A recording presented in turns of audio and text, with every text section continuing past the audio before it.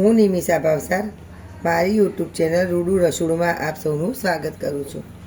આજે આપણે pizza pasta sauce બનાવીશું। બહારથી લાવો એમાં પ્રિઝર્વેટિવ નાખેલું હોય તો શરીરને નુકસાન કરે, બહુ ના ખવાય, વિનેગર ને બધું નાખેલું। આપણે અહીંયા હેલ્ધી ઘરનો બનાવીશું, તો એના માટે જોઈશે ટામેટાં। આવા સરસ મોટા અને લાલ ટામેટાં હોય એવા લેવાના, ડુંગળી, લસણ, તેલ, અને આ મિક્સઅપ મેં ઘરે બનાવ્યું છે। આનો પણ વિડીયો હું અમને અગાઉ મૂકીશ, તો તમે જોતા રહેજો। આ મીઠું અને લાલ મરચું, આ મિક્સઅપમાં મેં ઓરેગાનો અને આમાં આપણે ઓરેગાનો અને બેઝિલના પાન, ઓરેગાનો એટલે અજમાના પાન, તમે એક પણ ડાળી લાવી અને ક્યારામાં નાખશો તો તરત ઉગી જશે। અને બેઝિલ પણ ઇઝીલી કુંડામાં ઉગી શકે છે। તો આ એ બધું મારા ઘરમાં જ મેં કુંડામાં વાવ્યું છે અને એમાંથી જ મેં ઘરે બનાવેલું છે। હું તમને અગાઉ બતાવીશ વિડીયો આના પછીનો, તરત તમે તો જોતા રહેજો ચેનલ।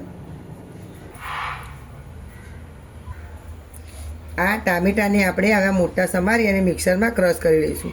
ઘણા લોકો બાફી એની સ્કીન ઉતારીને કરે છે, પણ આપણે આવી રીતે ક્રશ કરીને કરીશું। આ આપણા ટામેટાની પ્યુરી તૈયાર થઈ ગઈ।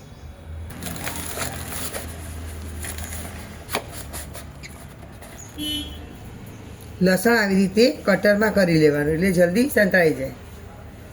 હવે ડુંગળી પણ આવી રીતે નાની સમારી અને કટરમાં કરી લેવાની।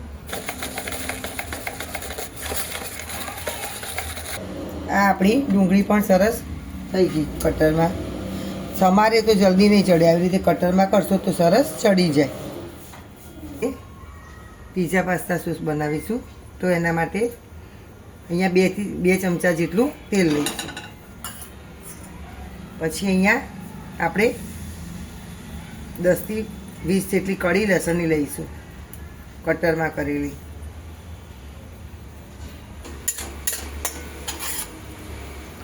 તેલમાં સાતળીશું, એકદમ બ્રાઉન નથી કરવાનું, ખાલી એની કચાશ થોડીક દૂર કરવાની।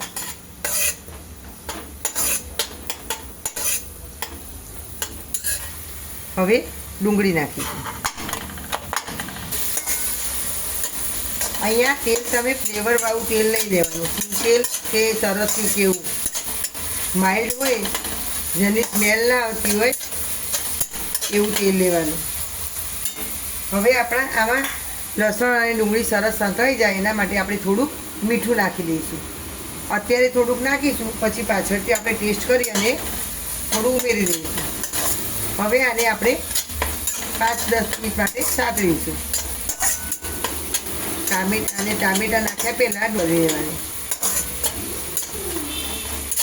આ પીઝા પાસ્તા સોસમાંથી આપણે ઇટાલિયન આઈટમ બહુ જ ઘણી બધી બનાવી શકીશું। જો આ ઘરમાં તૈયાર હોય તો નાના છોકરાઓને ફટાફટ ભાખરી બનાવેલી હોય તો ભાખરી પીઝા બનાવી શકીએ। પછી તમારે પાસ્તા બનાવવા હોય તો ખાલી શાક થોડુંક સાતળી કાં તો બાફી અને અંદર પાસ્તા બાફી નાખી દો અને આ કે નાખી દો સોસ, તો તમારા પાસ્તા પણ ઇઝીલી ફટાફટ તૈયાર થઈ જાય। સાંતળાઈ જવા આવ્યું છે, થોડું 5-10 મિનિટ માટે કરવાનું। હાથમાં થોડુંક પાકી જાય, એકદમ બ્રાઉન નહીં થવા દેવાનું, ખાલી શાક જેમ ચડે એમ ચડી જાય એવું કરવાનું। મીઠું નાખીએ એટલે ડુંગળી અને લસણ જલ્દી ચડી જાય। આપણે ટામેટાની પ્યુરી ઉમેરી દઈશું।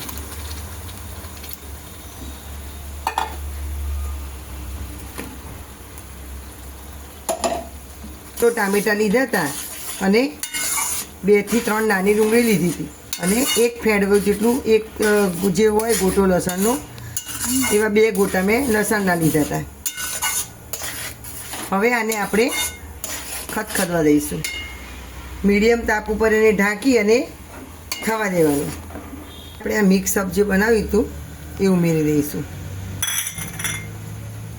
અને લાલ મરચું 2 ચમચી જેટલું નાખી દેવાનું।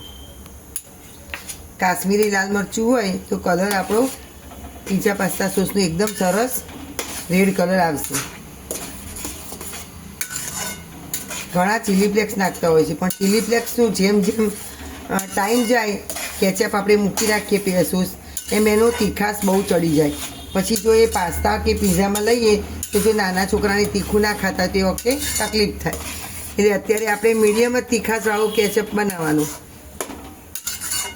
પીઝા પાસ્તા સોસ આપણો મીડિયમ જ બનાવવાનો. પછી જ્યારે આપણે એમ થાય કે હવે બનાવવું છે, એ વખતે ચીલી ફ્લેક્સ તમે ઉમેરી શકો છો. પાસ્તા બનાવો ત્યારે કે પીઝા બનાવો ત્યારે ઉપર પણ ચીલી ફ્લેક્સ નાખી શકાય. એટલે અત્યારે ઓછા મરચાંવાળું જ બનાવવાનું. હવે આપણે થોડુંક મીઠું સ્વાદ અનુસાર ઉમેરી દઈશું. થોડુંક તો આપણે અગાઉ નાખ્યું હતું, એટલે ટામેટાના ભાગનું જ આપણે અત્યારે ઉમેરવાનું.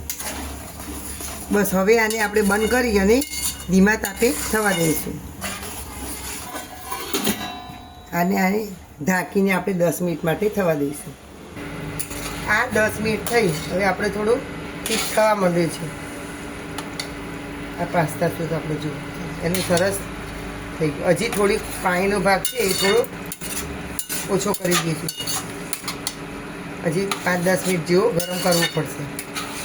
આ આપણો પાસ્તા પીઝા સોસ આપણો કમ્પ્લીટ થઈ ગયો. જુઓ મસ્ત આવો થિકનેસ. હવે આ જો તમને એકદમ ક્રીમી જોઈતો હોય તો આને ઠંડો કરી અને મિક્સરમાં ક્રશ કરી લેવાનો. પણ આવો અધકચરો આવો હોય ક્રન્ચીવાળો તો સરસ લાગે, એટલે મેં આવો જ રાખ્યો. હવે આને આપણે થોડોક ઠંડો થવા દેવાનો. રૂમ ટેમ્પરેચર એકદમ આવે પછી આવી સરસ કાચની બરણી હોય એને થોડીક ડ્રાય કરી લેવાની. જો બને તો થોડીક તડકે મૂકી દેવાની, અને પછી અંદર ભરી અને તમે ફ્રીજમાં સ્ટોર કરશો તો 15 દિવસ સુધી એવો ને એવો રહેશે. અને જો વધારે લાંબો સમય સાચવવો હોય તો આઈસ ક્યુબમાં તમે ક્યુબ બનાવીને મૂકી દો તો 1 મહિનો ચાલશે. હવે આને આપણે ઠંડો કરી અને બરણીમાં ભરી લઈશું.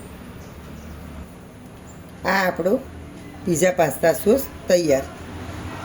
એકદમ ક્રન્ચી અને કલર પણ જુઓ કેવો સરસ, એકદમ લાલ. હવે આ તમારે પાસ્તા બનાવવા તો પણ ઇઝી પડે અને પીઝા બનાવવા પણ જલ્દી બની જાય. તો મારી આ વાનગી પસંદ આવી હોય તો મારી ચેનલને સબસ્ક્રાઈબ કરશો, બેલ આઇકન પર પ્રેસ કરશો, તમારા ફ્રેન્ડ સાથે શેર કરશો અને કોમેન્ટ ખાસ કરજો બનાવો તો કે ભાઈ કેવો બન્યો એના માટે.